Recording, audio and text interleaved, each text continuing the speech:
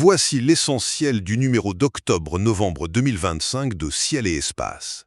Alors, ce numéro du célèbre magazine d'astro français, il nous plonge dans une énigme cosmique. Il expose un défi technologique bien actuel et il annonce le réveil d'un observatoire carrément révolutionnaire. Premièrement, il y a ce mystère des supernovas manquantes. Vous savez, ces explosions d'étoiles géantes.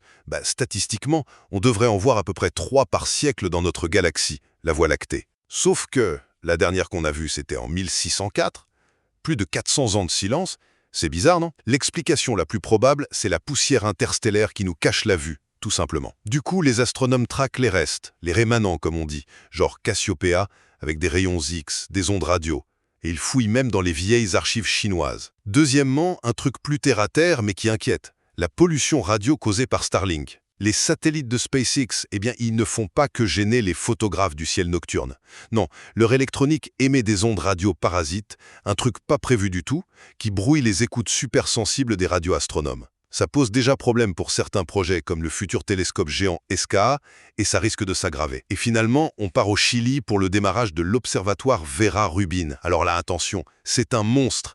Il a la plus grande caméra numérique du monde, 3,2 milliards de pixels. Il va scanner tout le ciel austral, tous les 3 ou 4 jours, pendant 10 ans. Le but ? Créer un véritable film de l'univers pour débusquer des astéroïdes, comprendre l'énergie noire, cartographier la Voie lactée et repérer des millions de trucs qui changent tout le temps. Un projet fou. Voilà, en bref, ce ciel-espace nous montre un univers plein de mystères, de défis bien présents et de technologies assez dingues pour l'avenir.